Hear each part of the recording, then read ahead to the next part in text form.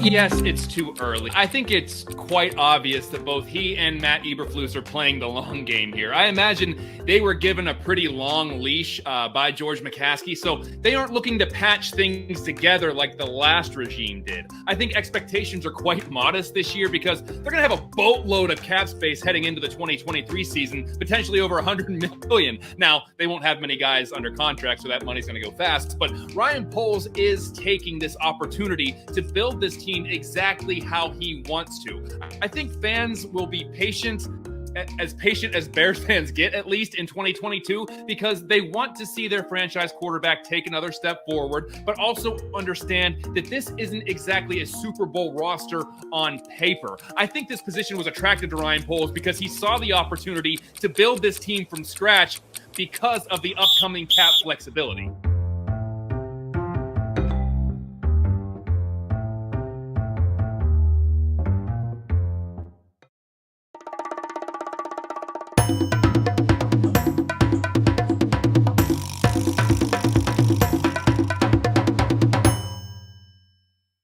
Some may find the following disturbing. Discretion is advised. Tonight, on the Bear Debate, we have 4 hot topics. Roquan was his failed holding out of bounds. Cut down. Who will be a surprise cut and who is a surprise keeper? Wide receiver depth. Currently, the Bears are without any. Did Poles err in the draft? The Bears' O-line getting roasted. Are their critics out of line or just blowing hot air? Our debaters, Jack Wright, co-host of the Bear Down Chicago podcast, and Danny Shimon, co-host of Draft on Tap and Bear Football. Get ready to rumble. This is the Bear Debate.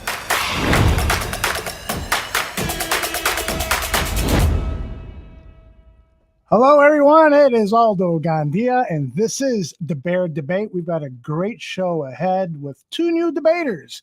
And I got to tell you, these guys have been backstage clawing at each other, ready to take on each other with their thoughts about the Chicago Bears. Let me bring them in one at a time, and let me begin with Jack Wright. Jack, how are you, my friend? I am great, Aldo. How are you? Thank you so much for having me on the show tonight. Well, I am thrilled by it. Now, you are a co-host on the Bear Down Chicago podcast. Did I get that correct? You did. Yes. Thank you. Yeah. We shifted over from the Bear Down Report to the Bear Down Chicago podcast over the summer. And so far we've been having a great time talking about the Chicago Bears. Brendan Jagru, Ryan Dangle, Logan Bradley, and Patrick Sheldon are our hosts and co-hosts, and that gets lively.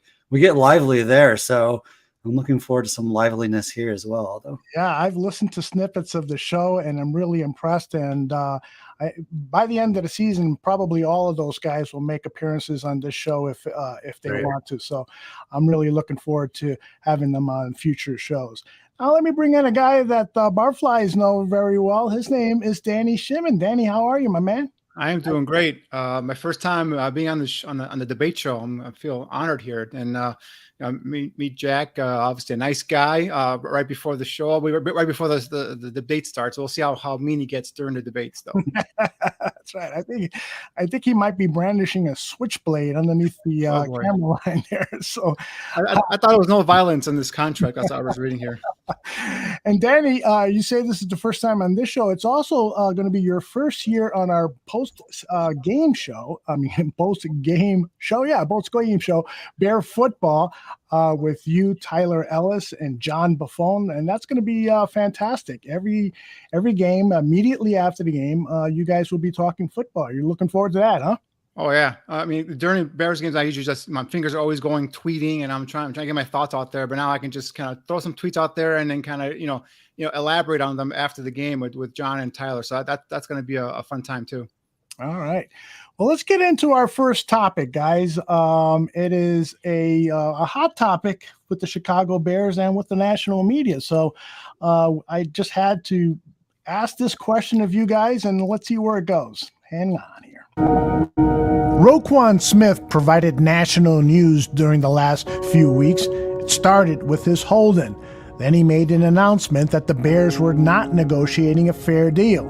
And he even had a non-certified agent inquire about trades.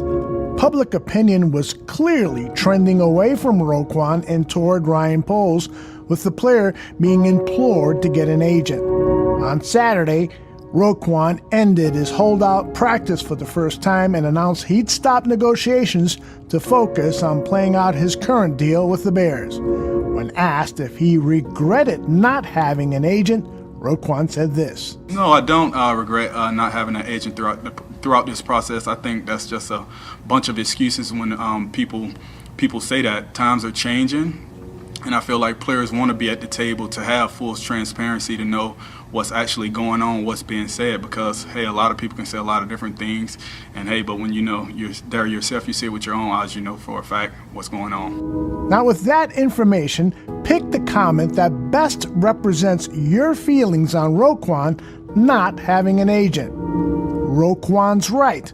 Other players have negotiated deals without agents. Roquan's right and wrong. He made mistakes during negotiations, but there's no harm and no foul. Roquan is wrong. He hurt his public image, delayed his preparation for the season, and still doesn't realize that Poles has the leverage. Get an agent, Ro. Jack, will begin with you, and you have 60 seconds. The last statement for sure.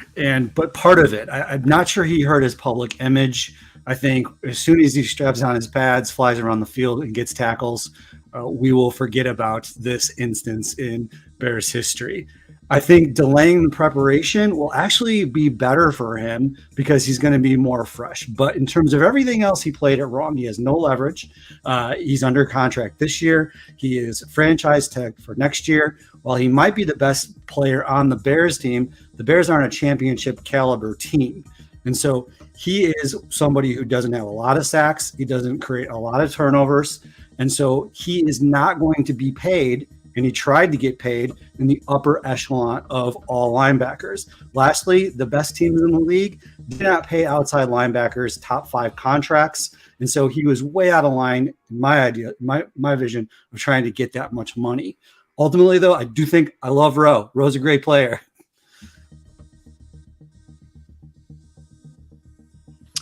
So I guess my clock's already started. So for me, Roquan mishandled this whole thing from the beginning. I mean, that trade request, the minute I heard it, I'm like, this is just posture. He's just trying to go, get a better deal and negotiate. It's a negotiating tactic. But you need an agent, Roquan, and this is something that I know a lot of some players have been doing it.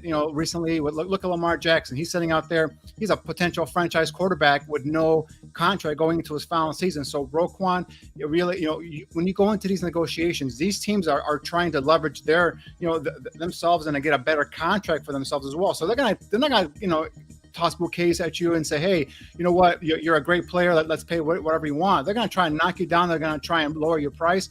So that's why you need an agent. You need a middleman, a middle person there to go ahead and talk to these teams, so that way you can get a fair deal and not have to go through all the thing where you have to hear these executives break you down.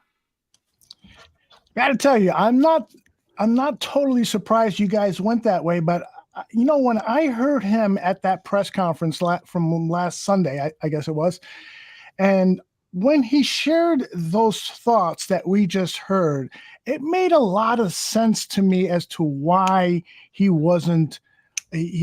doesn't have an agent. And he does have a team of advisors, financial advisors, one of them being St. Omni. Now, we can argue whether St. Omni is maybe the right guy, because apparently he doesn't know the rules of not making calls and try to make trades without permission from the Chicago Bears and with lack of certification.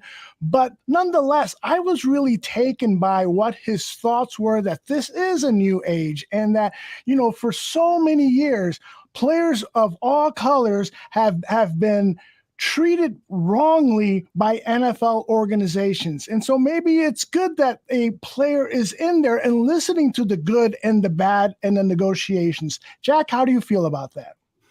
I agree with you in that you'd want to have a seat at the table, because an NFL career is short-lived and your body's taking a beating. And I think you want to get the bag. You want to get as much money as you can. But I also think you have to embrace not knowing what you don't know. I mean, I'm not a real estate agent, I wouldn't try to negotiate my mortgage. I'm not a doctor. Like if I needed like some sort of legit surgery, I'm not going to be in the front row going, you know what I think we ought to do here? We ought to suture that. And we ought to I just think you turn to experts who have repeatedly done the thing. In this case, it is doing the thing of being an agent. And if you trust that person fully, then you choose to have that person advocate for yourself in an area that you think is important to you, but that you're not an expert at. You don't know the details and you don't know how the sausage is made all the time. And then you okay it. If it feels good at the end, then you go ahead and okay it, or you don't. Danny, what do you think? Yeah, I disagree with you, Aldo. I mean, this is something where he's going in here and he's trying to become one of the highest paid linebackers in the NFL. That is not something that someone that is not a certified agent, someone that knows what he's doing, goes in there and tries to accomplish. Again, you're going up against an organization that has a contract negotiator in Cliff Stein that's been around the block, has been doing this for years, and he's not going to come in here and give you whatever you want. You want to go in there if you're Roquan, you're asking for more than Shaquille Leonard from the Colts. You've never been, like Jack mentioned in his earlier commentary, you've never led been in a conversation here in terms of defensive player of the year. You haven't really get them many sacks. You make plays. You're a terrific young linebacker, but you're not some guy that's in my opinion in the upper echelon of linebackers. And again, you're an off the ball linebacker, possibly going to be a weak side linebacker in this system. So these are guys that don't get paid that top dollar, and you're going in there and you're negotiating for top dollar. I think you need someone in there that knows what he's doing, has some chops in the NFL, working with these NFL franchises to go there and negotiate on your behalf. And again, they're going to come back at you saying, all the things you do negatively, like, so have never been in a conversation for a defensive player of the year. You have never really, made multiple all pros or anything like that. So they're going to knock you down to try and knock down your price. So, and that's where feelings get hurt. And that's why I think a veteran agent, a negotiator that's worked these big multi-million-dollar deals would benefit Roquan, in the long run. Let me counter what you're saying, Danny, because Laramie Tunsil and DeAndre Hopkins, 2 stars of the NFL, have successfully negotiated contracts by themselves without a player agent. And I like to think out of the box. Maybe it's time that these negotiations don't become so adversarial. And maybe then there could be a better appreciation of management, of player to management and management to player, if they have civil discussions. And it's not about, well, Roquan, you missed that tackle, or remember, Roquan, when you missed out that game and so forth. It does, those things can be perhaps handled more civilly. And the old way of negotiating contracts perhaps is passé or will become passé, and Roquan could then become one of the leaders in negotiating contracts, despite the fact that he failed this time, but he at least was knocking on the door trying to change things. What do you think about that, Danny? I mean, and I'm not saying that's in there. They're knocking them and they're being derogatory to him, or they're just foul language toward Roquan during the negotiation. But they are trying to prove a point that they don't see him in the upper echelon and trying in terms of his pay. So they're trying to get something on leverage back on their side. And again, you're going to hear these things as a player, and it's going to hurt, and it's going to be personal. That's why for me, the in between is very important, because now you have an agent that, all right, he'll take that feedback from the team. He's not going to come back and say, oh, this is what they said entirely quote for quote or word for word. He'll kind of just kind of massage it here between the player and then the team. And then if it gets to the point where now he's requesting a trade, now you got an NFL agent who knows how to play this game, how to go through the proper channels, get the proper approvals, and then go ahead and look for a potential new team if that's going to willing to pay you that money. So I think everything would have been much more smoother, much more cleaner, if you will, with an agent. Now it looks like Roquan just kind of put his head between his legs, come back to the team. Now he's going to play on his rookie contract. He didn't really do anything in terms of helping his cause going in the future here. Jack, did my appeal for a kumbaya type negotiations? I was gonna say I like you, although you're an idealistic person, and I in that respect I think that would be nice, perhaps in a perfect world. But I think I agree with Danny on the level that it's not about creating some sort of a toxic or adversarial role. You're just looking at somebody in a frank and business-like manner and saying, here is what we think you can contribute to the team. And we're being honest with you. Here is where we think that you are flawed, or maybe that where you're not contributing at a pay grade that is equal to the linebackers that you're trying to get paid at. And that's a frank conversation that's going to just had to be had. And if you take that personally, then I suppose then it spirals down into what we saw, with letters to the press, and they're not, negotiating in good faith. But I got to be honest, without being in the room and just based on what we've seen from Poles and Flus so far, I would be really surprised if they were anything less than professional and anything less than negotiating in good faith. I don't think we have heard anything that would have led us to believe that they were doing something sketch or nefarious, or trying to. I get the de-escalators probably he was not a big fan of that, but then I guess I'm kind of like, all right, then perform, and then those de-escalators won't be a factor. And remember, they did offer him to make him one of the highest paid linebackers in the NFL. So, I mean, it's not like they just sat back and say, hey, we're not giving you anything, take it or leave it. They did negotiate in good faith with him. They tried to make him one of the higher paid linebackers in the NFL. It wasn't good enough for Roquan. So, maybe if you have someone in there that's done the back and forth before, again, a veteran agent, maybe you could kind of massage a little bit more out of the Bears, maybe, kind of talk Roquan back down a little bit, and then you strike a deal. I've won over at least one person's heart here. Thank you, Heidi. Let's do a little exercise here, because I want Danny to kind of play the player agent, and I want Jack to play a Ryan Poles or Cliff Stein.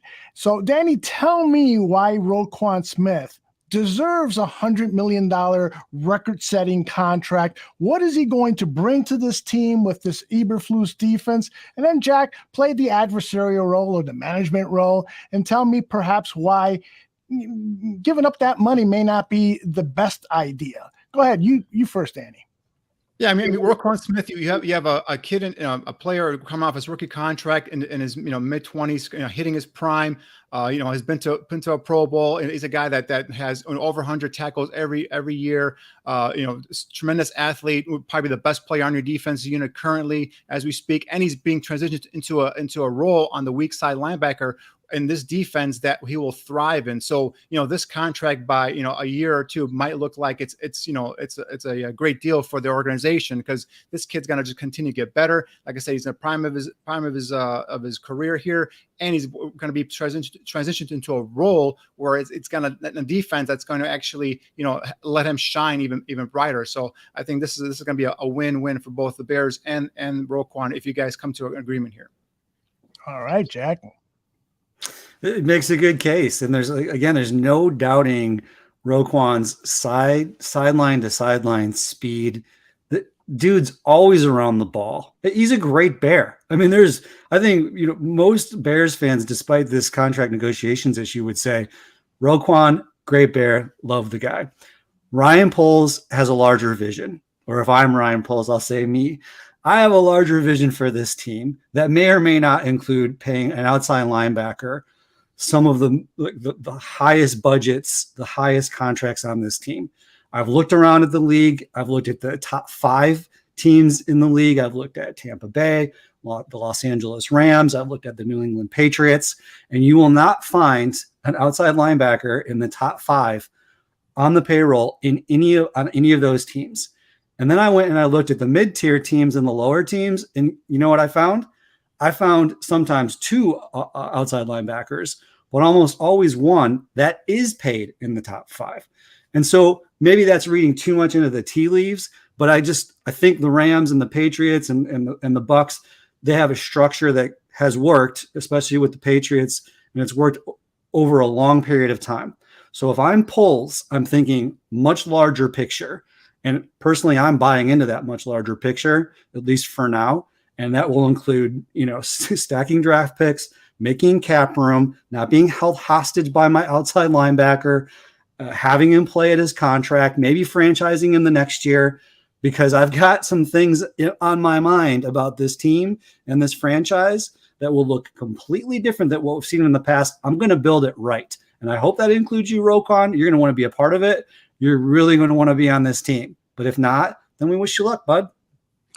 Wow. And as Roquan's agent, I'll rebut that by saying, look at Shaquille Leonard with the Colts. That's a top tier team. He's the highest paid outside linebacker. He's always out there. And this system, the same scheme, similar type of scheme. This is a guy that makes a lot of plays, and this is where you're gonna expect Roquan to be as well. Fred Warner, the kid from the 49ers, also an outside linebacker, also a top tier team, second highest paid linebacker in the NFL. So I would come back to that in terms of with those two players and those two examples. And they're great examples. I mean, I guess I might push back a little bit, on the Colts. I suppose they might be right on the cusp of greatness, but I will say you make a great point, Danny. And what we might see here with Rowe is with the new position, it might free him up to make more plays, and he might gain. And he's playing for a bag. He might put himself in a high leverage situation, and we might be right back next training camp where we are now with a hold-in or a holdout. And so I will say, if I'm criticizing myself, the one thing that we didn't do, Ryan Poles, the Bears, we didn't sign your client to a long-term deal. And we might be in a position of difficulty again, come around, next year, the same time. And that's not ideal. Fantastic job by both of you. If I needed a player agent, I might just call Danny Shimon, and if I needed somebody to represent my interests, Jack, you're on my short list of people. Thank you, sir. Just remember that I want to negotiate my next barroom contract. Okay. Very good. Very good. All right, here we go to question number 2. 23 Bears players will be cut by 3 p.m. Central on Tuesday, August 30th. That will bring the roster down to the mandated 53. There will, of course, be more transactions, but the countdown to 53 is the subject now. It seems inevitable that there will likely be some surprising transactions by the Bears. Pick one player you think will be a surprise cut and one player you think the Bears will keep that will surprise people as well. Danny, start us off. All right. Well, I got a couple players, but the one I'm going to go on and if you're a fan of the Barroom, you'll see this will be not a surprise to you guys. But Khyiris Tonga is the guy for me that I think does not make this roster. He's a guy that is a non-fit in this system. At 6'4", 338, he's nothing more than a run stuffer. But the problem is he doesn't even stuff the run. This is the kid that last year got. I think it was 2 starts, have played in 15 games, only had 1 tackle for loss, and this guy's supposed to be a run stuffer. I mean, you put on the tape, and he's consistently being turned sideways, pushed back 2 or 3 yards off the line of scrimmage. If you're going to play a run technique and be that quote-unquote run stuffer, you got to be able to better hold your ground and be able to take on double teams. And for me, Khyiris Tonga does not do that, and he gives you absolutely zero in terms of a pass rush. And we're talking about a defensive line here that was going to be generating more rush up the field, get into that gap and create havoc in the backfield, and Tonga gives you nothing. So for me, he's a guy that's got to go. The surprise cut is going to be Dan Cruikshank. He was gathered up in the second wave of free agency to be a backup behind Eddie Jackson. They're not going to keep 5 safeties. They're going to keep 4. They're going to keep Jackson, Hicks, Brisker, and DeAndre Houston Carter. I think a surprise keep is going to be Nasemba Walker, only because they're so thin at wide receiver. Harry's hurt, Pringle's hurt. Seems like guys are coming on and off the injured list on a daily basis. And we already knew that was one of the weakest rooms in the building. And so I think because of that, you're going to try to keep as many wide receivers that you think might be playmakers as you possibly can. I know it's been mop-up time. I know it's been late in the game, but we've seen some flashes from Nasemba Walker. And again, you're asking for surprise keeps and surprise cuts. I think Cruikshank would be a bit of a surprise because he's had a pretty illustrious career. And I think Nasemba Walker is kind of like a deep, deep grab. So hopefully those are surprise keeps and cuts. Good stuff. Well, let's start with Danny's Tonga cut. Jordan is kind of laughing at your idea there. Says a one one tech who is supposed to eat space so guys like Rowe can make plays. He thinks that's the only problem is he can't eat space. He takes up space. He gets pushed back 2 yards off the line of scrimmage. He gets turned by one inside guard, one blocker. This is not a guy that makes any plays. If you're going to be a run stuffer, you better stuff the run. You better take on double teams and take up that space you're talking about, Jordan. You put on the tape, you watch him, just concentrate on him. He's not doing what you're just describing there, Jordan. He's being pushed off the ball consistently. He is, maybe once or twice you'll see him kind of hold his ground. But for me, he is being turned around. Again, gives you nothing on in terms of a pass rush. But if for a run stuffing defensive lineman, he's not doing the job. For me, I'd rather take the veteran Pennell, who was with KC last year. So Ryan Poles has some familiarity with him. He's a guy that's got a little more lively body to him. I think he's a guy that does a better job in terms of taking on double teams,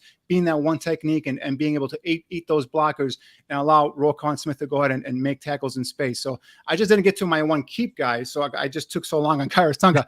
The one guy, and this, I've called it out last week, and I said Jack Sanborn is making this team as undrafted free agent. Just on his special teams alone, his play that way he's been playing on special teams has been a demon all over in these first 2 preseason games. And I think he's done a well of a job in terms of playing defense as well. Now he's a guy that was a 3-year starter at Wisconsin, highly decorated inside linebacker. He's a guy that athletically doesn't have the quick twitch like a Roquan Smith, but he's a real heady, thumping inside linebacker. And I think he's a guy like, again, special teams. He's already made this team, in my opinion.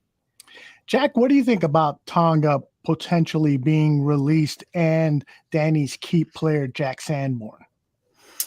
Well, I'm in agreement on Sanborn, and I do think that is a viable keep. In other words, I think there's always somebody that we get super excited about because we see them so much, late in the game, and then, probably they aren't going to get kept. I'm thinking of the wide receiver. Was it Adams? Who was ever, I think we all last year. What's that? Rodney Adams from last year. Rodney Adams, right? He was like beloved, you know what I mean? And I think his story was great. And he had some nice catches and played some decent preseason football. Sanborn, though, like the reason I agree with Danny is talking about, here's what I think Poles is looking for specifically, and Flus. And I was at camp too. And what I was looking for playmakers who are guys who can get knockdowns, can get pass deflections, who can force fumbles, who can recover fumbles, who can get interceptions. And you got a guy who, forced and recovered a fumble in one game and who had an interception in one game. A guy who, in Sanborn, who seems like he's always around the ball. And they're going to need that depth at linebacker, and especially he'll be great on special teams. I'm not sure I'm sold on the Tonga arguments, only because we just shipped Goldman. Well, I guess Goldman retired, but he had really kind of been on the team, but retired anyway, which was not the greatest thing ever. But and losing Hicks, I really like. I think Edwards is going to get the opportunity to shine, and he will. I think Blackson is kind of, you can move him around inside there a little bit, along with Jones. But here's the thing with D-line play: those guys get gassed real fast. And you want fresh bodies, and sometimes you want a run stopper, sometimes you want a pass defender, and so you've got to have guys like that you can turn to, and either there's an injury or someone's tired, or situationally you need to get somebody in a 3-tech in there as soon as you can. And so maybe even just for bodies this particular year, even if you're right, Danny, about his play, which I think you might be, I think you're going to need that body inside. But the thing about Jack, though, he doesn't fit the scheme. He doesn't do that, and he doesn't. Everybody talks about him being this great run stuffer. He's not really a great run stuffer. You take a look at him at that line of scrimmage play. He's constantly being bullied back 1 or 2 yards off the line of scrimmage. For a run stuffer, I want him up there holding his ground and taking on those blockers. And you mentioned in terms of the fit, he just doesn't fit the scheme at all. Now another guy that I think has a chance of making this team is the rookie Micah Dew Treadway. He's a guy that I think former Notre Dame golden Notre Dame player, then went to Minnesota. So he's a guy that I think not a big stat guy in college, but he has some of that quick twitch, some of that athletic ability that they like in those interior defensive linemen. He's a guy that if he doesn't make the final cut, he's going to make the practice squad, in my opinion. So I think they've liked what he's seen out of him so far. But again, I just if this was last year's team, last year's scheme, fine. Because I think Tonga was a guy like last year I was on him because, again, coming out of BYU, I just figured out for a big guy, he got moved way too easily off the line of scrimmage. But I think last year they kind of put him out there unfairly, in my opinion. I thought it was a good developmental kind of prospect, get him stronger in his lower body and his core to be able to, again, take on those double teams, maintain his ground. And I think that this is something a guy in that scheme last year could have, kind of developed here. But again, this scheme, this defensive line, these coaches, they want these guys hitting the gaps, getting upfield with quickness. So that's why I think he just doesn't fit this team.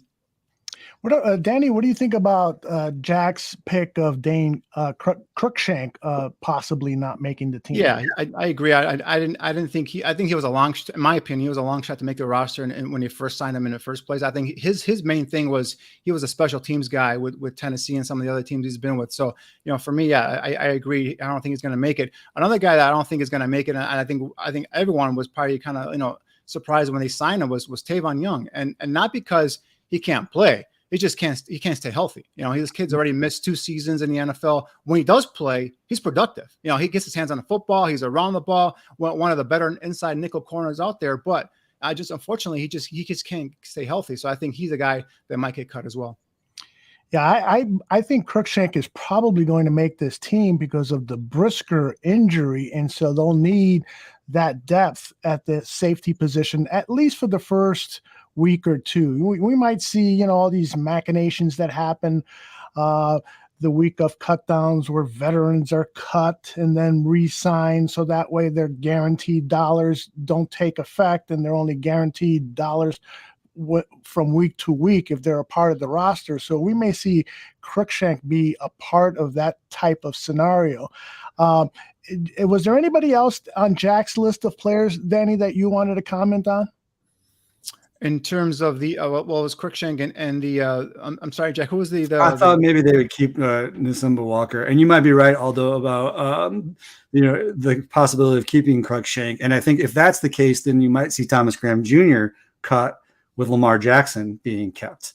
I think that the end of that corner roster is going to be super interesting to see what comes out of it. But they may like Thomas Graham Jr., but he's just hurt all the time, and he was drafted by the last regime. It'd be a shame. He played really well late in the year last year, but what is it? David Hall always says your greatest ability is availability.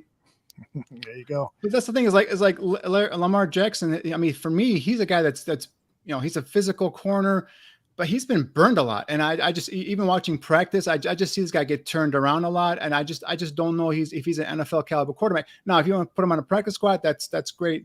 That's something I could go for. But I think you're talking about Simba Webster, the receiver. Yeah, as a long shot, maybe he would be kept just because. The only problem with him is he's a small, diminutive, kind of like a slash punt returner. I think that's what you have, Velus Jones here for. So a bigger body kind of receiver.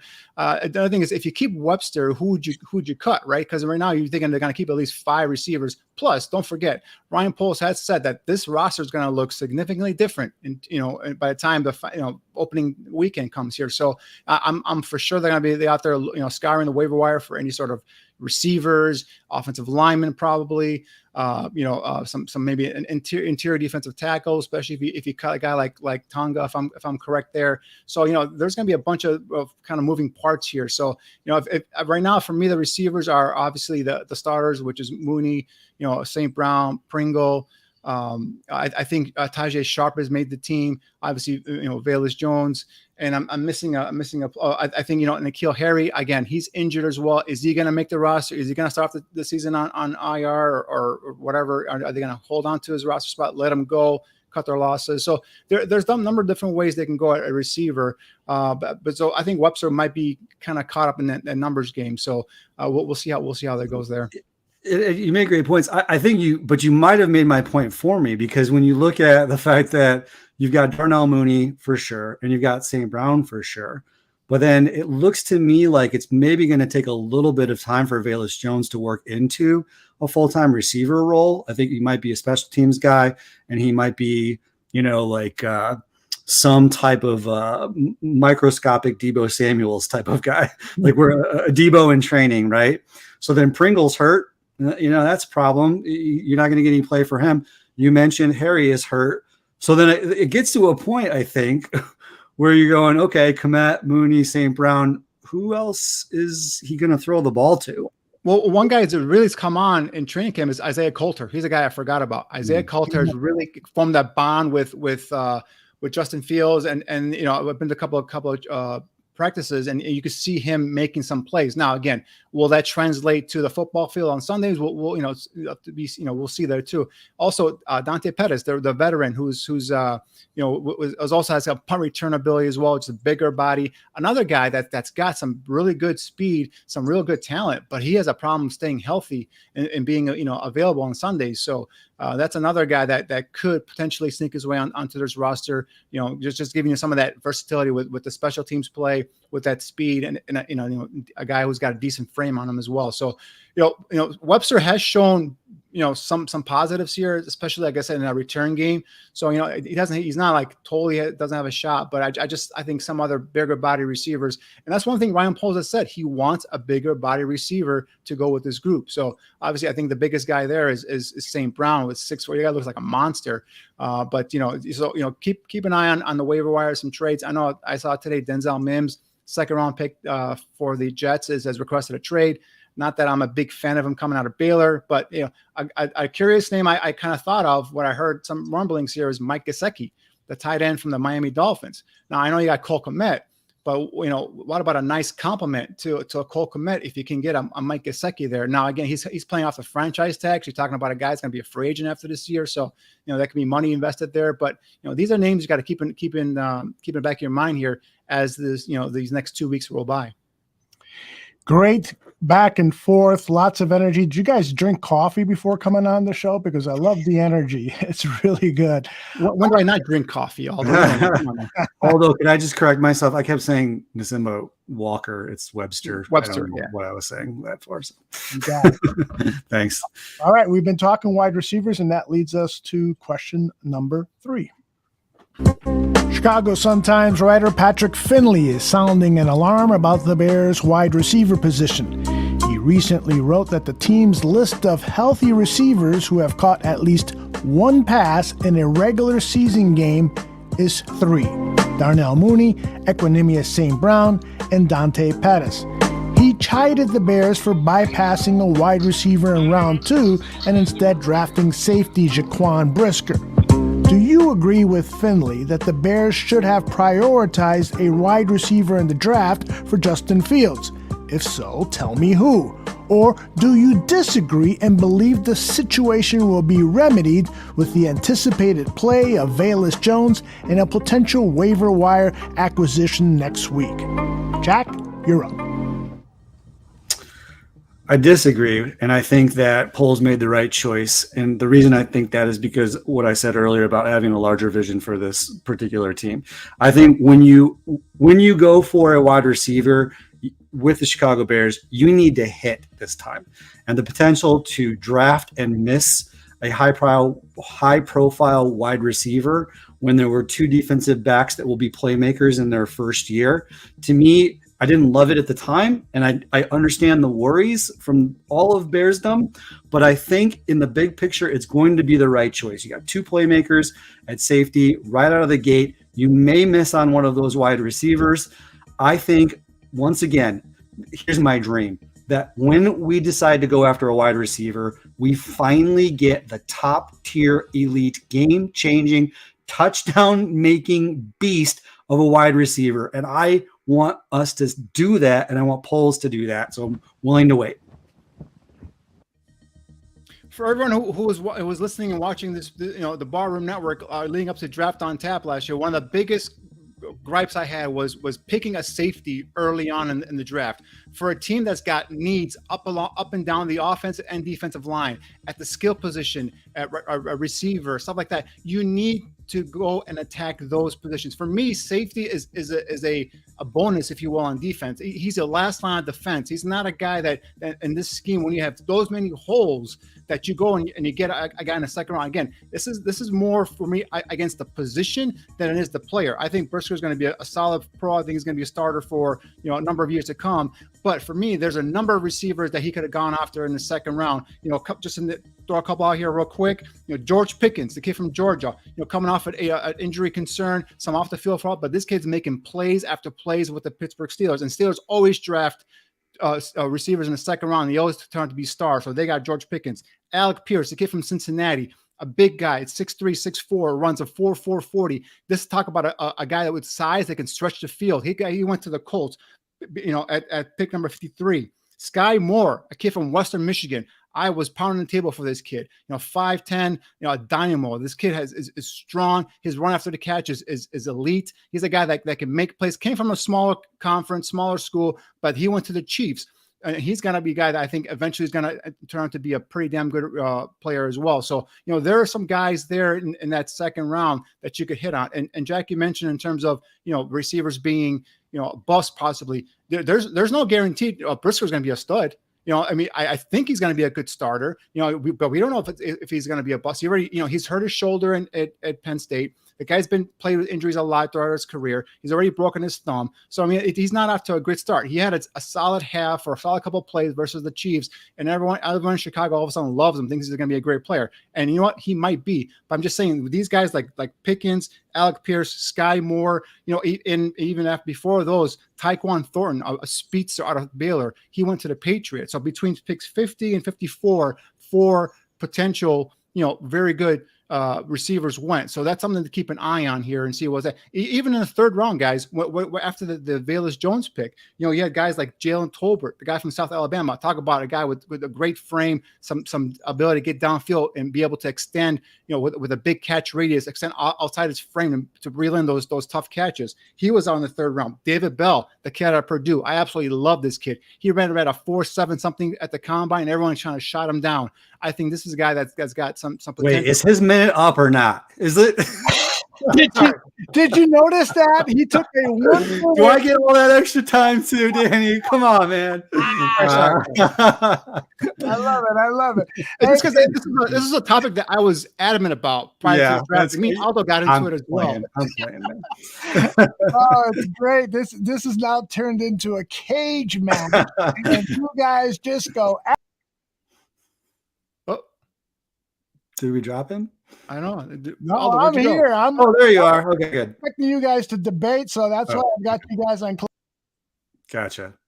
Yeah, and my thing is it's a position that we're for me it's a luxury, right? A safety is a guy that can be your last line of defense. I understand that, but all you need is a competent guy that can tackle, that's smart enough to be able to read what's going on in front of him. You don't need to use a pick in the second or first round, especially when you have needs up against the defensive line. On your front seven, the corner was a huge need. So I understand going with cornerback Gordon, who a lot of people had going in the first round. So that was a good pick there as well. And again, it's more the position than the player. I just want to kind of clarify that. I'm not saying Brisker is going to be a bust or anything like that. I'm just saying when you had a need at a skill position and you had some players that were highly rated on a lot of draft boards that could come in and help your young quarterback, I think that's where they made a mistake there. Not the player himself, but just the position. It's weird for me to be on this side of the argument, honestly, because I played wide receiver, I coached offense. I would have loved to, like every Bears fan, I long for the day to turn on a Bears game, watch a Bears offense that looks like it's actually an NFL caliber offense. Yep. I mean, it hurts to watch the Bears and then go watch another team's offense just be so fluid and have such great rhythm and timing and have great athletes all over the field. Having said that, we're not getting short-term success. We're not. We're what is the over-under? 6.5? I mean, I think I took the under. I certainly hope that I'm wrong. And so the immediacy of having a top-tier wide receiver, while I understand it, it is not fit with the longer term plan of Poles. He was handed a turd burger, an absolute turd burger with an awful roster. And he's choosing to build it back up right. And so he saw two players that he knew could play now and could play effectively. I disagree with you about Brisker. I think he passes the eye test right out of the gate with turnovers and pass breakups and tackles and being around the ball. You might be right on the injuries. I'm sure we both hope that you're wrong about that. But but again, I think it's about long view or short view. You are right in the short view. If we're looking at this year and we need a wide receiver right now, we don't have it, and that's a problem. I still think we've built capital, we've built up draft picks, and now we'll go into the next draft. And I realize that the free agency field and I realize that the draft class might be a problem. But I guess I just feel very strongly about what I said earlier. I do not want Kevin White. I do not want to miss again with a blue chip top tier wide receiver. I'm not sure we've ever had one in our lifetime. You can make a case for Brandon Marshall, I suppose, and there's a couple of other dudes that you could maybe make a case for.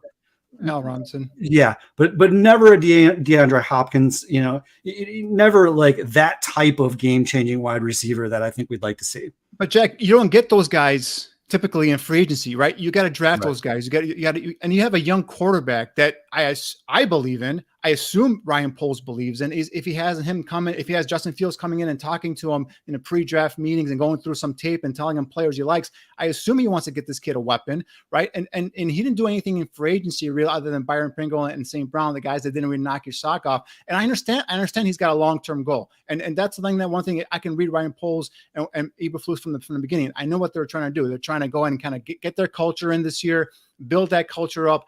If they get 6, 7, 8 wins, that's fine. That's great. But then next year they got that ton load of cap space. They got their full, complement of draft picks, and then they're going to go and attack next year. I totally get that. I understand.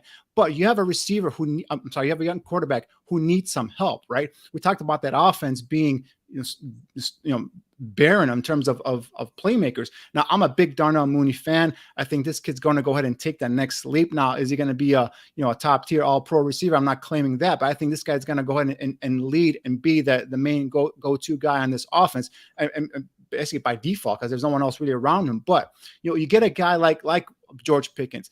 That guy's got some dog in him. I mean, you talk about a guy that's got that Terrell Owens kind of confidence, that cockiness, a guy to go up and make plays in traffic. Yeah, he had some off the field stuff in Georgia. Yeah, he had some injury concerns, but you know what? Steelers took him.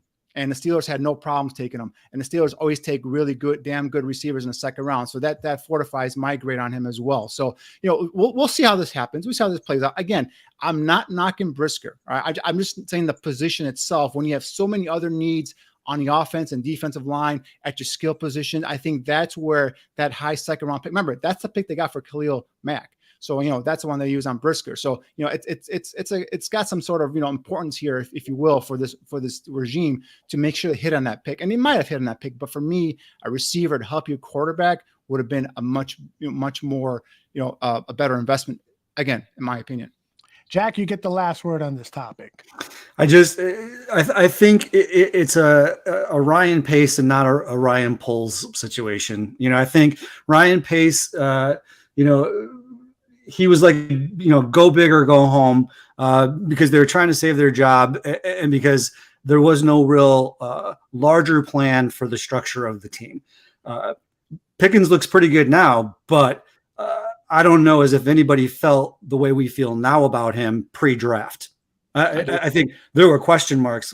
Perhaps you did, Danny, but even then you'd have to admit, I would think, that there was right. I mean, because if you go that high in a wide receiver and that wide receiver busts, that sucks. But it's not a first round high. You know what I'm saying? It's like, okay, we talk about quarterbacks, right? You failed on Grossman. You failed on what's his name? K. McNow. It didn't stop you from going getting Justin Fields or going getting Mitch Trubisky. Right. You can't just be like, all right, I failed before. You mentioned Kevin White. I failed on Kevin White. I can't go get another receiver. No, you got to go get these players, these playmakers. And again, Brisker could be a damn good player, but again, for me, a high, potential receiver that can make big time plays, help your own quarterback develop, I think for me is a bigger value than a safety.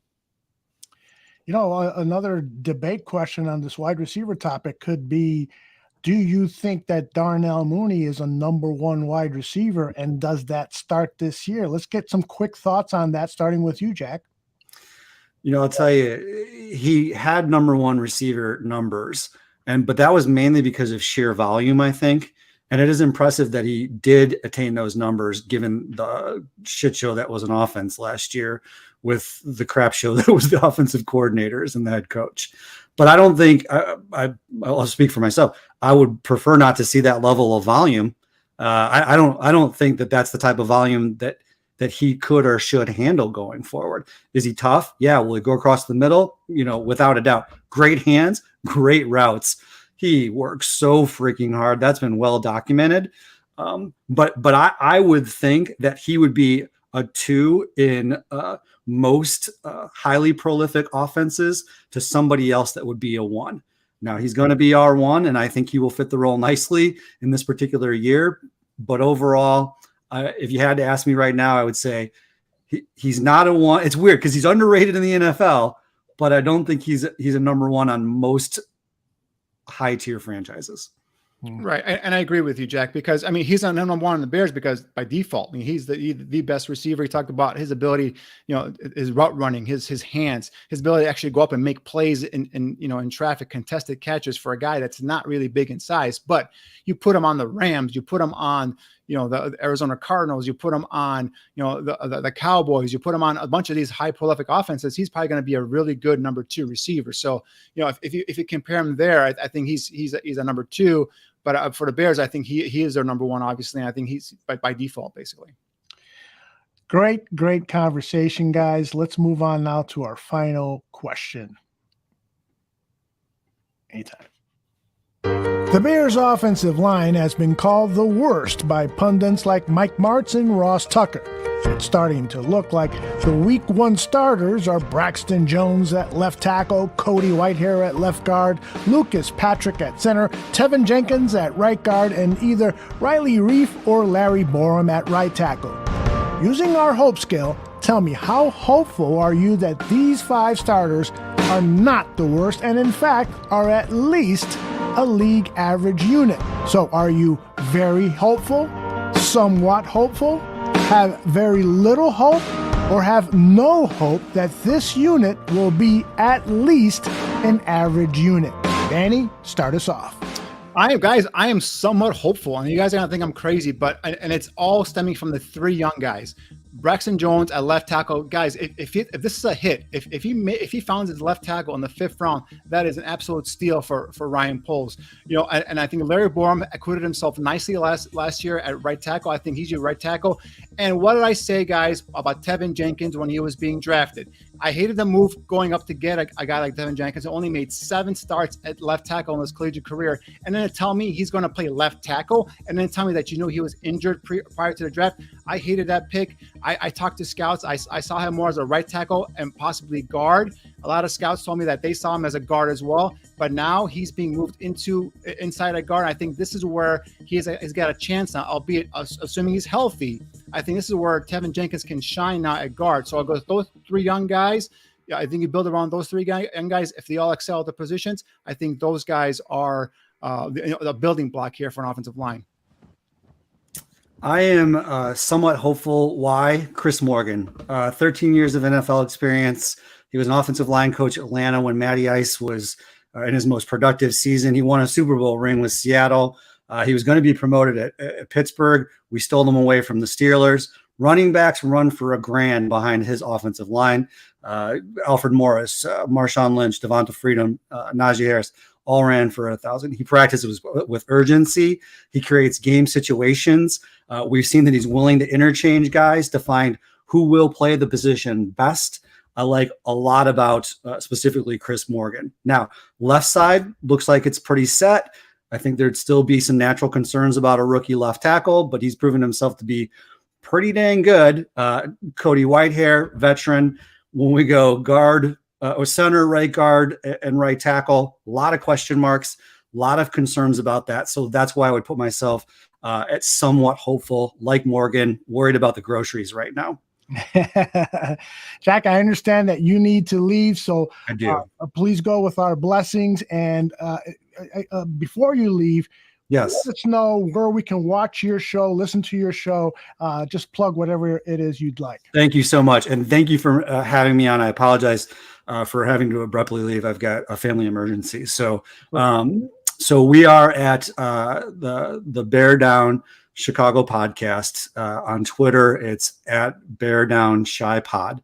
And then you can find me on Twitter. You can see it on the screen here at Bear Down Jack.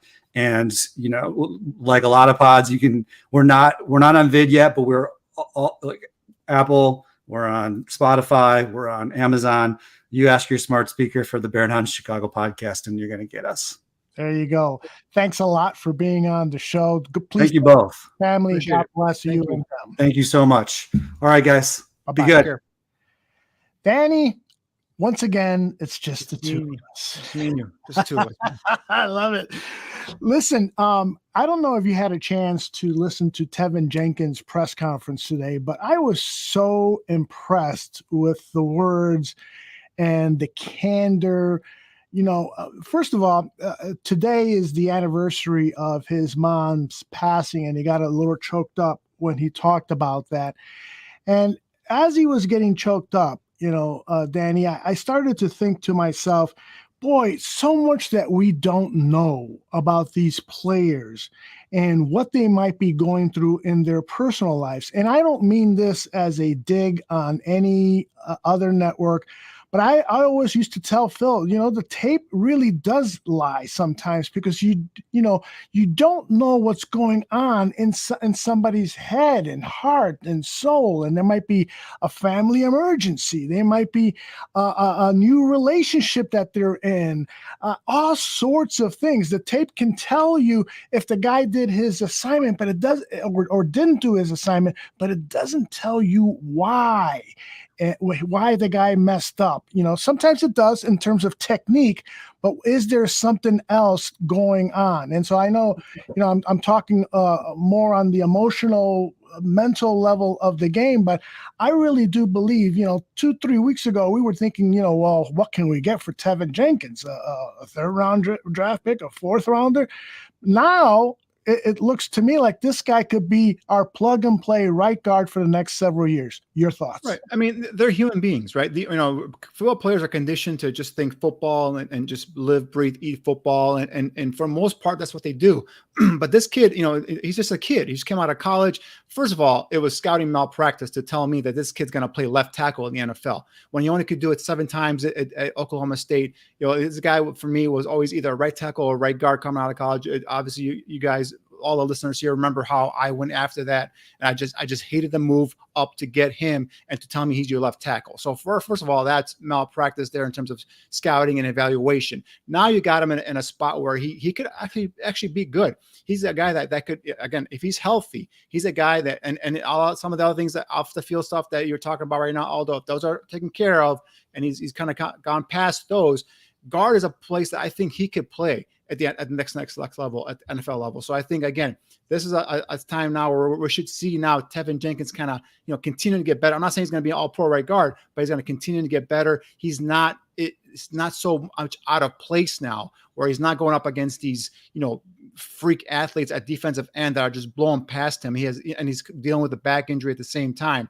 Guard is a spot where, not only myself, Neil, and a lot of other NFL scouts thought that was his best position in the long run. So I think now he's in a spot where he can actually flourish, get better, and potentially get that confidence back and develop a repertoire with Larry Borum at right tackle, who I think, again, has acquitted himself nicely the last couple of seasons at right tackle. So I like that potential there of that right side kind of growing together and forming that bond.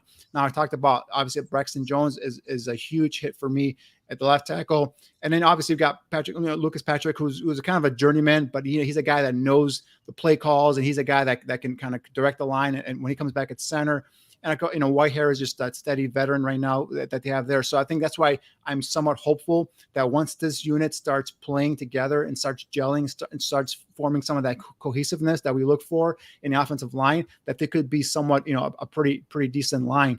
My main concern though is the depth.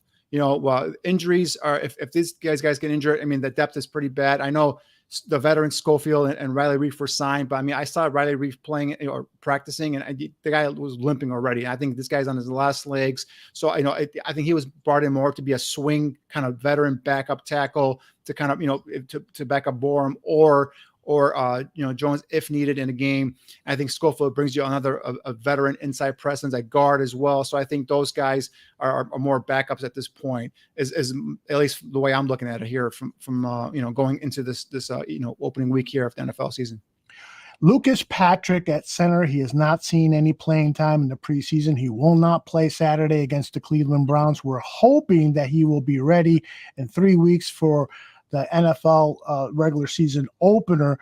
What do you know about Lucas Patrick? What can you tell us about his play? And do you think that he is going to be a marked improvement over the last guy we had at center the last couple of years or a year and a half, Sam Mustipher? Well, I think he's going to be an improvement over Mustipher, because I think he's a guy that actually knows the system. That is Lucas Patrick.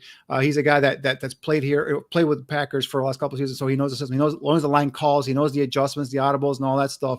My main concern with him is he hasn't played in the preseason. I think the thumb he broke is on his snapping hand. Do you want your center who's broke his thumb on his snapping hand to be able to go up against a San Francisco 49ers in that opening week? Mustipher, who to me is going to be a backup probably once Lucas Patrick is healthy. He's been practicing. He's been with Justin Fields so far in training camp and all these preseason games. Do you just go into week one with him as the starter, and then even if Lucas Patrick's able to dress up, maybe as a backup, just to kind of give him some more time, because that's a ferocious defensive line with the 49ers, and then also the following week with the Packers as well. So you might want to give this kid some time to kind of get that, and especially interior offensive lineman hands are so vital. And if he can't get a grip, if he's all casted up, with his thumb, and he can't really kind of get a grip on a defender, how effective is he going to be? So those are the concerns. But in terms of him, if he's fully healthy, I think he is your upgraded center. At least he's a veteran presence. He's a guy that, again, knows the system, knows all the line calls, and I think he's a guy that is a rugged player, a guy has some that nastiness in him. We haven't seen any of that stuff from Mustipher, so I think that's where Lucas Patrick gets the leg up there over Mustipher, in my opinion. A lot of people in the chat room are bringing up the name Dieter Iceland. Danny, 2 weeks ago, I asked Greg Gabriel, actually somebody in the chat asked Greg about Dieter Iceland, and he said, he's just a camp body. And then after the Seahawks game, Greg says, holy cow, I saw a whole new player playing against the Seahawks. He had a really good performance. What do you think of his play? And can he move up the depth chart and potentially be the backup at the center position instead of a Sam Mustipher? Yeah, I mean, he's a guy that I like actually coming out. I think it was Yale. He came out of Ivy League school. Yes, he's a guy that's got that nastiness, that's got that mean streak in him. You put on his college tape, and this guy just, he's burying guys into the ground. And I caught my eye, and I like that. And he's got decent size. He's been kind of flipping between guard and center. So we'll see what his best position could be. I think, the only thing with him is his foot quickness, his lateral agility isn't the greatest, right? And this zone scheme, you want your offensive line to be able to move laterally, maintain their blocks. That's where we got to see him kind of improve there. But again, we're basing it off of limited playing time here, limited tape experience, just off of preseason stuff and his college tape. So but I think I can see him probably playing more guard as well too. So I know they've been kind of putting him back and forth between center and guard. So interesting to see where he sticks around. But yeah, I mean, he's a guy to show toughness. I remember, I think it was the Chiefs game or was it the Steelers game where he got his knee rolled up on, and it looked like he was, they were doing the exam on the field in terms of like, you think maybe ACL, something severe. He gets right up and says, I'm okay. You walk off the sideline, looks at his coach, says, I'm good to go. And I think like a play or two later, he's back in there again. So he's got that toughness. He's got what you look for in that interior offensive lineman. So yeah, he's definitely a guy that's going to be competing for one of those backup spots. All right. I wanted to get your thoughts on Cole Kmet, because he has been one of these Chicago Bears that is always, he's a good debate question himself. There's so many fans who just don't have confidence that he can be the type of tight end who can really help out a quarterback and be that go-to guy. There's other people who say Cole Kmet is a really good tight end and don't mix up what he is supposed to do and has been playing. He's that inline tight end and not that George Kittle type of tight end. Talk to me about your thoughts and expectations for Cole Kmet this upcoming season. Well, I expect Komet to take the next step up, right? I think you're right. He's not a flashy, one of those, Y or those, those split out tight ends. He's not a, Travis Kelce or, or George Kittle. You mentioned him. He's not that type of player, but he's more of an inline traditional, blocking tight end who could be a safety valve for Justin Fields. He's a guy that's tough to bring down after the catch. You see bodies bouncing off of him, trying to tackle him. So he's not a guy that's going to be down the field, stretching the seam pretty much, 20, 30 yards on the field like a Kelce, like a Kittle, George Kittle, or anything like that, or a Waller from the Raiders. He's not that type of tight end. That's why earlier I said if this Mike Gesicki trade or possibility of him being available, depending on what they want. Again, he's playing on a franchise tag. That'd be a nice compliment to a Cole Kmet. Have a guy that's Gesicki who's more is that split out the tight end that can make plays down the field. Is that extra big body player down the field. They can get down, stretch the seam. That'd be a nice compliment to Cole Kmet. Again, depending on what their plans are for how they want to orchestrate this offense, how they want to build this offense. The Packers use multiple tight end formations, 2, 3 tight end formations. So, so someone tells me, oh, you can't get Gesicki if you have Cole Kmet. No, you can play both of them together. And you can split Gesicki out as a receiver or as a split tight end and use Cole Kmet as inline blocker. So I think those are different, gives you another option, another weapon, if that's a possibility. Again, I'm just speculating here. I'm not saying it's going to happen, but, just different ways to use them. But Cole Kmet is a guy that I think is going to be, I look at him more as like a Kyle Rudolph type of tight end. When he came out of Notre Dame, when I was doing the Draft on Tap show, I said he's not the Travis Kelce or the baby Gronk. Let's not go there now. This guy's more like a Kyle Rudolph, guy who's going to be a big target in the red zone. A guy could be an inline blocker and be a safety valve. Not a guy's going to be like 20, 30 yards down the field making those sensational catches in the middle of the football field. So I think Cole Kmet can take the next step, but I don't think he's. I don't think he's expectations have to be kind of made, realistic here for him. He's not one of those big time, down the field kind of stretch the seam kind of tight ends. Back to the offensive line, J-Rock has this question. What about Jatiri? I know that off. Yeah, I like him. I like him, J-Rock. He's a guy that when he came out of he was at Senior Bowl, and I caught my eye there, and really I think he's a developmental prospect. The only thing now it's going to come down to numbers, right? You're battling some injuries. You might need some bodies available on game day. So is he a kid that you can maybe kind of sneak through waivers and put him on the practice squad? But I definitely think he's a developmental type of prospect, especially a guard. He played left tackle at college, but he's more of a guard here at the next level. He's got some physicality. He's got some athletic ability as well. So definitely, Tia Carter is a guy that intrigues me. He was a guy that I was pleased that they were able to get him in that day 3 of the draft. So, but I just don't know. It might come down to a numbers game. They might have to kind of cut him and hope that he doesn't get picked up by anybody else, and then kind of sneak him onto the practice squad. Excellent. I got another question here for you from J2K. Danny, our interior offensive line might be good. Our tackles are suspect, especially versus bull rush. I've seen good play by interior offensive linemen mask the weakness of the offensive tackles as long as the quarterback steps up. What are your thoughts? That's an accurate statement. And like for example, the Saints, when they had Drew Brees, they built their offensive line from the inside out. Right, they wanted a strong interior center guard combo, so that way that when the pressure is coming from the outside, Drew Brees is able to step up into the pocket and make plays. Same thing with Tom Brady. Tom Brady, how do you beat Tom Brady? And whether it's with the Bucs or with the Patriots, you get pressure in his face. Quarterbacks do not like pressure in their face. They can live with outside pressure. They just, as long as you have an interior offensive line that he can step up into the pocket and deliver the football. However, I think with the Bears, especially with these 2 young tackles and Barroom and Jones, what I've seen so far, I think they've acquitted themselves pretty nicely so far in the preseason. Again, it's only preseason. We'll see what happens week 1 and week 2 when you go up against the Bosas and some of the other players they're going to see here coming up. But I just think that the interior offensive line kind of worries me, guys. Whitehair, we've seen him kind of degress the last couple of years. He's a steady veteran, but you see at times where he gets bull rushed back into the quarterback's lap. We've seen it multiple times with Sam Mustipher. He's going to be a starting center most likely come week 1. That's another concern there as well. And then Tevin Jenkins, he's, even though I see him, in his natural position now and getting better, we did see that in the Seahawks game where he got kind of bull rushed, 5-7 yards into the backfield, causing Justin Fields to have to kind of escape the pocket and make a play on his own. So, that interior of the offensive line, if that gels and you get those tackles kind of getting better and better and better as the week goes on, that's now where you see this unit form of cohesiveness that then gives Justin Fields time, to get rid of the football. Again, we're not doing these 5, 7, 12-step drops anymore here. We're going to get the ball out of Justin Fields' hands, within, 3 steps, ball's gone. Get if it's to a check down on the outside for the running back, if it's quickly to a receiver or a bubble screen or whatnot, they're going to try to get the ball out of Justin Fields' hands. They're going to try to roll him out, move that pocket and use his athletic ability. So I think, needing the offensive tackles to pass protect for like a 7-step drop, I think those days are gone. Yep, I'm with you on that.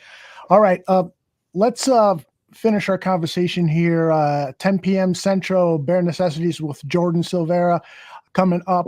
Danny, a couple more questions for you. What are your expectations? What would you like to see out of the Chicago Bears Saturday against the Cleveland Browns?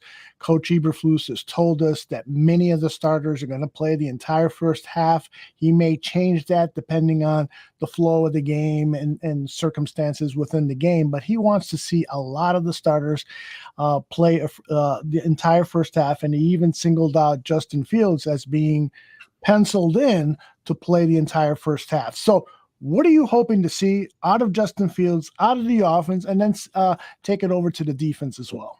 Yeah, for me, defensively, I think they're in a groove. I think you see that Lovie Smith defense, right? We're rallying to the football, right? You see guys flying off the edge and getting into the backfield. So I think defensively, I think they're getting there. We just got to make sure the guys get healthy and all that stuff. So offensively, and I'm glad Eberflus is going with the starters, playing 25 to 30 plays, because you need to get a rhythm. You need to find a rhythm, and it's just been clunky, right? Whether it's just 3 and out, or just luckily there hasn't been many false starts or anything like that. They're not a heavy penalized team. That looks like they're a well coached team. So get in a rhythm, get some plays downfield. I'm not saying go put up 30 points in the first half, but at least, get some positive plays there, see what works, whether I know they're not going to game plan, but maybe sprinkle in a couple of plays here where you use some rollout, some play action stuff where you hit the ball downfield and get some positive movement here for the offense. So that, as long as I see consistency, I see the ball being moved up and down the football field, getting into the rhythm, the offensive line, the quarterback, and the receivers, that's going to make me happy. And that's going to make me feel a little bit better in terms of, going into week 1, where now you're going to be able to kind of, game plan and kind of attack, the 49ers weaknesses there on defense. So offensively, I just want to see a rhythm. I want to see something, Justin Fields make a couple big plays down the field. But most importantly, stay healthy. We don't need anyone to get injured or anything like that. So most importantly, stay healthy, but get into a rhythm offensively. Like I said, defensively, I think, they're kind of getting there, just getting that flow. I'd like to see more of Kyle Gordon. I didn't like him in the slot. I wasn't a big proponent of him. I wasn't projecting him coming out of Washington as being a slot corner. He's more of a bigger guy. I see more of an outside corner. So maybe that kind of flip things around here. If you're going to play him in the slot, I want to see more of him in the slot. See how does he get better after that performance he had last week. So that's what I'm looking for defensively. Special teams wise, I think their coverage units have been pretty damn good. I think some of the returns have been pretty damn good. And I think, the punter, I think that punter in the 7th round, Gill has been impressive in my opinion. So I think special teams they're kind of there. I think they're ready for the season to start. Defensively, I think they're almost there. They're still got to get there a little bit more. But offensively is what I'm going to be looking for. I want to see a rhythm. I want to see him move the football. See what else you can do here. Trying to make some positive momentum, if you will, to carry on into week 1. Gill might end up being one of the steals of the draft, particularly given the unsettling news that we heard today about Hank Azari, the prolific punter who everybody was saying, take him into the 2nd round, 3rd round. And unfortunately, there's news coming out that he may have been involved. There's allegations that he was involved in a gang rape of somebody in college. So we'll stay on top of that. Hopefully that's resolved and justice prevails. Final question for you. At the end of all of this, by the way, I got to give a shout out to my man, the Gaines Report, who is going to be, along with Danny Shimon and John Buffone, your 3 co-hosts for Bear Football. That is our after the game show. Immediately after the game, it'll be Tyler Ellis, a.k.a. the Gaines Report, Danny Shimon and John Buffon spouting knowledge. What was the saying that you said the other day about brains and brawn or something like that? The passion, the muscle, and fire. Yeah, there you go. I love it. I love it. These three guys, when they're not watching Chicago Bears football, they're out there hustling for a living and in the gym. So it's going to be a fantastic show. I will be a part of that, but mostly in the background. I want to devote time to getting highlights ready for the guys and getting the press conferences ready. That's what I like to do best. And then I'll pop in, to do a rant if necessary. But given that Matt Nagy is no longer coaching the team, my rants may not be necessary anymore. So that is my final question for you, Danny, as we wrap this up. I listen to every Matt Eberflus press conference, and he impresses me more and more and more. Today's press conference, he said so many wonderful things about how he is running this organization. It is like clockwork. One of the things that he said that, was music to my ears is the guys during the season are going to hit with pads on Wednesdays. He said one of the important things about the game of football is you got to win at the line of scrimmage and you've got to have lower pads than the other guy.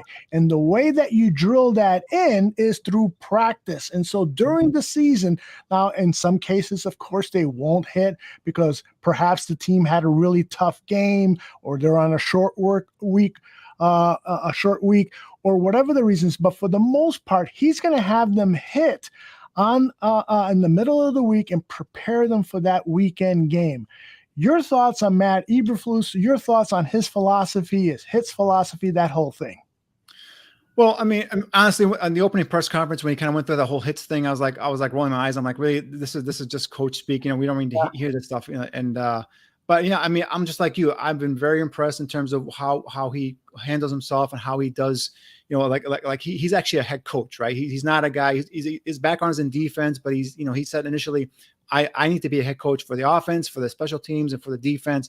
And I think he's done that. I think he's a hands-on coach. He mentioned a couple times in an interview where he was sitting in the offensive meetings. He was sitting in, I think, in a quarterback's room or something like that. So, I like that he's got his pulse on every single, position of this football team. So I think, and plus the fact is, okay, I know they're 2-0, records don't count, but they look like they're a disciplined football team. They're a well-coached team. And how you kind of gauge that in the preseason is a lot of young guys, but not a lot of penalties. And that's how I see a team. Look at the Cowboys. I think they already had like 17 or 18 penalties in the first two games. So, that kind of stuff is coached starting in OTAs, going into a training camp, and then you see it in games. So that's what that's impressed me in terms of what Matt Eberflus has done and with his staff. Now, what I want to see here now is a game plan, right? Obviously, Justin Fields is going into the season with not a great supporting cast. What is the coaching staff's game plan to help this kid get better? You don't have to be 11 or 12 victories to say, oh, Justin Fields has arrived and is the real deal. You can get 5 or 6 victories and you can still see if Justin Fields is getting better, if this offense is evolving, if you're becoming more of a threat week in and week out. I think that's how you can kind of gauge this, the success of this season is seeing how Justin Fields progresses. And that's going to be something I'm going to be looking at. And again, so far so good in terms of the coaching staff. I think these guys are well coached, they're well prepared. Now let's see their game plans. Now, once you start game planning for your opponent, are you overmatched? I think that the first couple of weeks is going to be a huge test for this coaching staff with, offensive coordinator like a Kyle Shanahan, calling plays there. How are you going to be able to, kind of try and slow those guys down and see if you can give yourself a chance to win there? Against the Packers, the same thing, week 2. So, this is, I want to see how this coaching staff kind of evolves and how they bring this team together. Again, you don't have a ton of talent, but if you scheme right and you can get players, what I've said the last couple of years is put players in positions to succeed, right? Tevin Jenkins was not put in a position to succeed at left tackle. Certain players were not put in positions to succeed. Trubisky was not put in a position to succeed by Matt Nagy. Same thing with last year with Justin Fields in that Cleveland game. I still have nightmares. I still get angry when I see that that game being referenced. That Cleveland game, Fields' first start last year. That was just coaching malpractice there, putting Fields out there behind that, that type of offensive game plan. So, I want to see how they use these players and do they put them in positions to succeed, and do they get the most out of their talents? That's what I'm going to be watching this entire season. Outstanding work there, Mr. Danny Shimon. I appreciate you being on the Bear Debate. I think you earned the right to come back to the Bear Debate. We don't do any scoring on the debate and who's the winner, but I would love to see a rematch between you and Jack and have him here for the entire show. And our hearts go out to him. Hopefully it's not a serious family problem, but whatever it is, hopefully things are better. By the way, Cornelius Squalls says that he loves acronyms. And so I've got one for you, Cornelius. It's STFBN. I don't know how you'd pronounce that, but the acronym stands for Stay Tuned, everyone, for Bare Necessities with Jordan Silvera. He's coming up in about 10 minutes. Danny, any final thoughts before we pull the plug on this episode of the Bear Debate?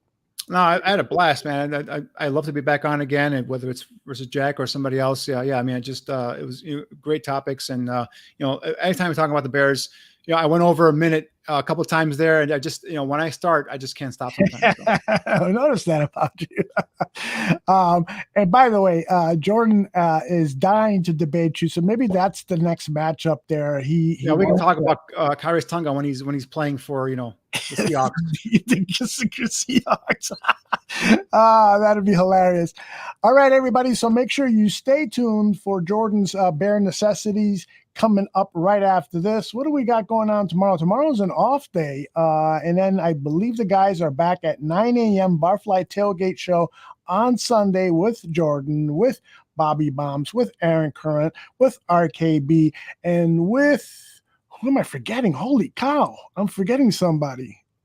Hopefully they're not watching. Anyway, that'll be our next Bears telecast after tonight's Bear Necessities. And again, you can catch all of this stuff here on the YouTube Barroom Network channel or wherever you get your audio podcast. So for Danny Shimon, for Jack Wright, and myself, Aldo Gandia, goodbye, everybody. Throw that video out, Aldo. There it is.